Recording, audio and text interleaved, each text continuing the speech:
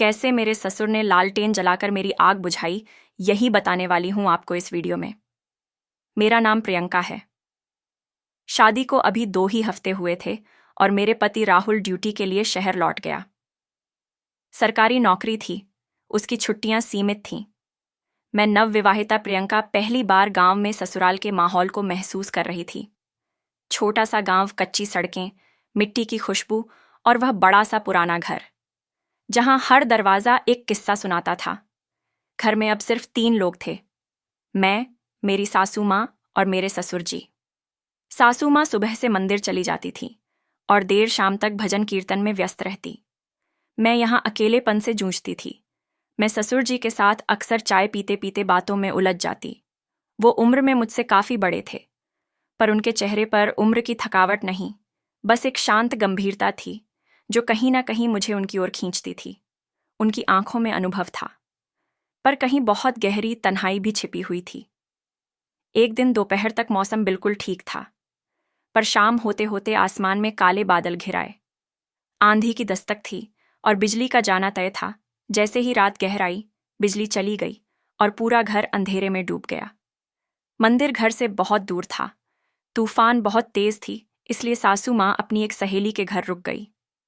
मैं अपने कमरे में थी जब बाहर दरवाजे पर धीमी सी दस्तक हुई। मैं सोच रही थी इस वक्त मेरे रूम के बाहर कौन आ सकता है। तभी एक आवाज आई, बहू डरना मत, मैं हूं। ये ससुर जी की आवाज थी।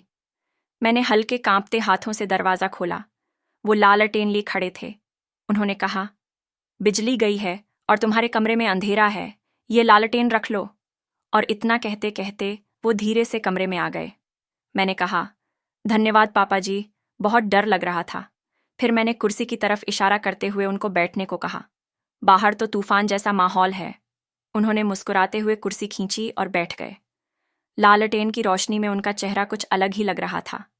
गंभीर पर आत्मीय हम दोनों खामोश बैठे थे। बाहर हवा की तेज आवाज और खिड़कियों की थरथराहट कमरे में सन्नाटा घोल रही थी। धीरे से उन्होंने पूछा, तुम्हें डर लगता है? मैंने कहा, डर तो लगता है, पर अब आप पास हैं तो थोड़ा कम लग रहा है। मैंने सच कहा। उन्होंने गहरी सांस ली और कहा, बहुत समझदार हो। तुम राहुल की पसंद हो, इसलिए समझदार तो होना ही था। मैं मुस्कुरा दी। फिर कुछ देर बाद उन्होंने एक सवाल किया जो सीधा दिल में उतर गया। उन्होंने पूछा, तुम्हें पति के बिना कभी अकेलापन महसूस होता है प्रियंका? मैं चौंक गई। उनका लहजा कुछ बदला हुआ सा था। मैंने जवाब दिया, कभी कभी, पर आप लोग हैं ना? उन्होंने मेरी आंखों में देखा। बहुत देर तक उनकी निगाहों में अब अपनापन नहीं, कुछ और था।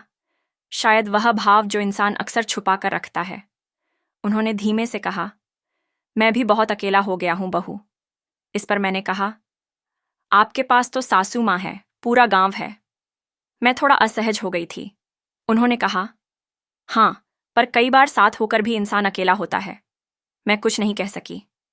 सच तो यह था कि मेरी भी दुनिया पलट गई थी पति के दूर होने की वजह से। मेरा मन भटकता था और यह ससुर जो अब सिर्फ ससुर नहीं लग रहे। मैंने खिड़की से बाहर देखा। सारी बत्तियां बुझी थीं, सिर्फ हवा की आवाज और कमरे में 2 लोग। तभी उन्होंने धीरे से कहा, अगर मैं कुछ कहूं तो बुरा तो नहीं लगेगा? मैंने बिना बोले सिर हिलाया। तब उन्होंने कहा, तुमसे बात करके अच्छा लगता है।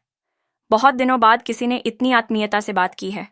मैंने उत्तर दिया, आप भी बहुत अच्छे हैं पापा जी। इतना कहते ही वो थोड़ा पास आ गए। अब हमारी सांसें सुनाई देने लगीं। उन्होंने हल्के स्वर में कहा, क्या कभी तुम्हें ऐसा नहीं लगता कि रिश्तों की परिभाषाएं दिल की आवाज से बड़ी नहीं होनी चाहिए? मैंने कोई जवाब नहीं दिया। दिल तेज धड़क रहा था, ना जाने वह क्या कहने जा रहे थे। तभी उन्होंने कहा, आज अगर मैं कहूं कि इस अंधेरे में तुम्हारा साथ मुझे वह सुकून दे रहा है, तो क्या तुम मुझे इस सुकून का एहसास देते रहने दोगी? यह सुनते ही मेरे अंदर कुछ छटक गया। मैं चुप रही, लेकिन वह चुप्पी कोई मौन स्वीकृति नहीं थी। यह वो क्षण था जब रिश्तों की दीवारें हिलती हैं, पर गिरती नहीं। मैंने शर्माते हुए अपनी नजरें फेर लीं। लालटेन की मध्यम लौ अब और भी धुंधली लगने लगी थी।